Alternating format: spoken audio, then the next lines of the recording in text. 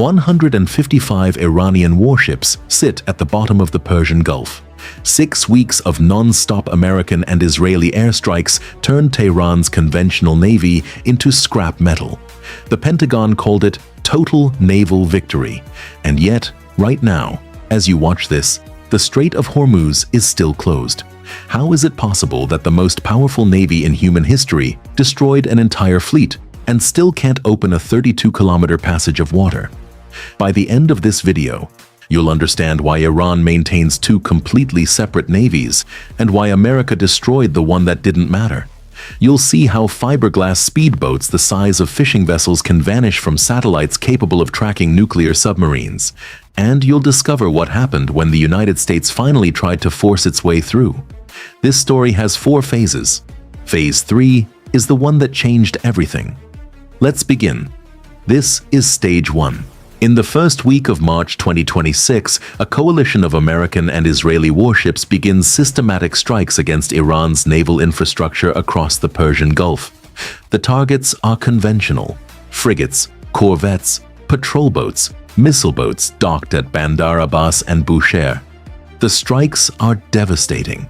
Within the first 10 days, satellite imagery confirms over 80 Iranian vessels destroyed or disabled. By the end of week 3, that number climbs past 155. Pentagon officials hold a press conference. The phrase they use is complete naval annihilation. Iran's standard navy, the force responsible for open water patrols across the Gulf, simply no longer exists. But here's the thing. The Strait of Hormuz doesn't reopen. This is Stage 2. While the world watches warships burn, something else is happening in the narrow channel between Iran and Oman. Every night, new underwater mines appear in shipping lanes that were clear the day before. Drone attacks strike merchant vessels at dawn.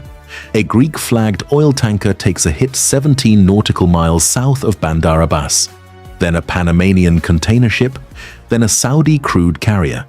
The Armed Conflict Location and Event Data Tracker records over 50 separate attacks on commercial shipping in the first 6 weeks of the war. More than 2,000 vessels sit anchored across the Gulf, unable to move. 20% of the world's oil supply frozen in place. Fuel prices spike in every major economy on Earth. And the Pentagon has a problem it didn't anticipate. The ships doing this aren't part of the navy they just destroyed. This is Stage 3. And this is where the story turns. Iran doesn't have one navy, it has 2. The conventional navy, the Artesh, patrols the open Gulf. That's the one America sank. But the Strait of Hormuz, all 32 kilometers of it, belongs to a completely different force, the naval branch of the Islamic Revolutionary Guard Corps, the IRGC. And the IRGC's fleet is nothing like a conventional navy. Look at the map here. The strait is barely 32 kilometers wide at its narrowest point. Both sides are lined with rocky, mountainous coastline. And buried inside that coastline, carved into the rock itself, are dozens of underground pens, tunnels, some large enough to shelter 10 or 15 boats at a time. The entrances are camouflaged against the cliff face. From above, from a satellite, they look like shadows in the rock. Nothing more. To understand why this matters, you need to understand what's inside those tunnels. The IRGC operates a fleet of fast attack boats, small, fiberglass, 10 to 15 meters long.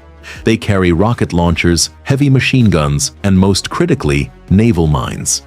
These boats can accelerate from 0 to 50 knots in seconds. A single boat can exit a tunnel, lay 2 mines in a shipping lane, and return to cover in under 4 minutes. 4 minutes. That's less time than it takes a surveillance satellite to complete one pass overhead. By the time the satellite looks, there's nothing to see, just rock and water. Chris Long, a former British Royal Navy officer who served in the Persian Gulf, put it bluntly to the Wall Street Journal. "It will be a long time," he said, "before the United States can take all of those out." He's not exaggerating. Intelligence assessments now confirm that more than 60% of the IRGC's fast attack fleet remains fully operational. The boats the US spent 6 weeks trying to destroy are still there, still armed, still laying mines every night. But how did Iran end up with this kind of force in the first place? The answer goes back to 1988. During the so-called Tanker War, the US Navy launched Operation Praying Mantis, destroying nearly half of Iran's active fleet in a single day. It was a humiliation Tehran never forgot. In the decades since, Iran completely restructured its maritime defense. The conventional navy kept its traditional role in open water. But the IRGC was given one mission and one mission only: hold the Strait of Hormuz at all costs. They spent 40 years preparing for exactly this scenario: building tunnels, training crews, stockpiling mines, running drills. In February 2026, just weeks before the war began, the IRGC staged live-fire exercises in the strait, showing off the speedboats, the rocket launchers, the mine-laying capability. It was a warning. Nobody listened. Now imagine this: a single IRGC speedboat, barely visible against the dark water, slipping out of a tunnel mouth at 3 in the morning.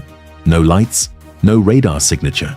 The crew lays 2 mines in a shipping lane used by oil tankers carrying $100 million of crude each. The boat turns, accelerates to 50 knots, and vanishes back into the rock. 15 kilometers away, an American Arleigh Burke-class destroyer, a ship that cost over $2 billion to build, detects nothing. Its radar is designed to track aircraft and missiles, not a fiberglass hull skimming the waterline. The mines settle to the seafloor. By morning, another tanker route is closed, and that's when Washington decided to force the issue. This is Stage 4. President Trump announces that the United States and its allies will deploy mine-sweeping ships and destroyers to physically clear and reopen the Strait of Hormuz. The operation is ambitious.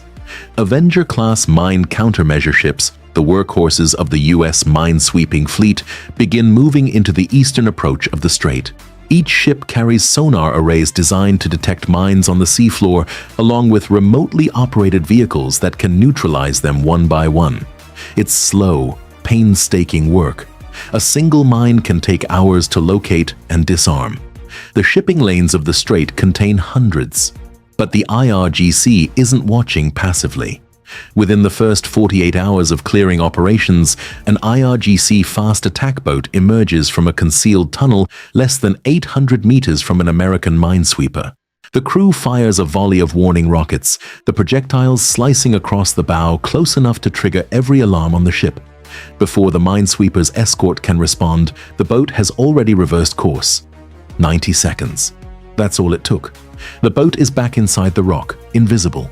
The minesweepers pull back. That same night, naval intelligence detects new mine signatures in the exact stretch of water that had been cleared earlier that day. Hours of work erased. The IRGC had remined the lane while the Americans regrouped. David Desroches, a former director responsible for Persian Gulf policy at the Department of Defense, summarized it for the Wall Street Journal. Their asymmetrical strategy, he said, is working. And that's the paradox at the heart of this entire conflict. The United States fought and won the naval war. 155 ships destroyed, complete annihilation of Iran's conventional fleet. A textbook military victory by every traditional metric. But the objective was never to destroy ships. The objective was to open the strait. And the strait is still closed, because the force holding it was never the conventional navy. It was always the IRGC, the fleet that hides in tunnels, the fleet that operates boats too small to track, too fast to catch, and too dispersed to eliminate from the air. A force designed over 4 decades for exactly this purpose: to make 32 kilometers of water impassable for the most powerful navy on Earth. Now you understand why Iran has 2 navies. The conventional fleet was always the visible one, the target that would absorb the first wave of strikes. The IRGC fleet was the real defense.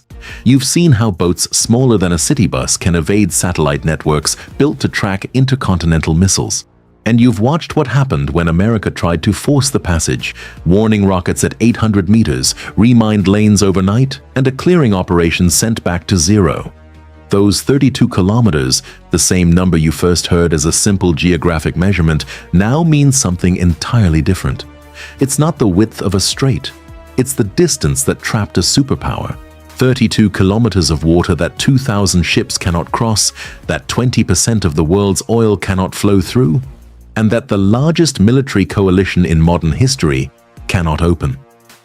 6 weeks into the war, the American minesweepers sit anchored east of Hormuz, waiting for orders.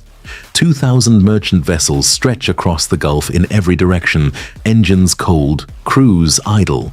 And somewhere inside the rocky Iranian coastline, in a tunnel that doesn't appear on any satellite image, an IRGC crew loads 2 more mines onto a fiberglass boat.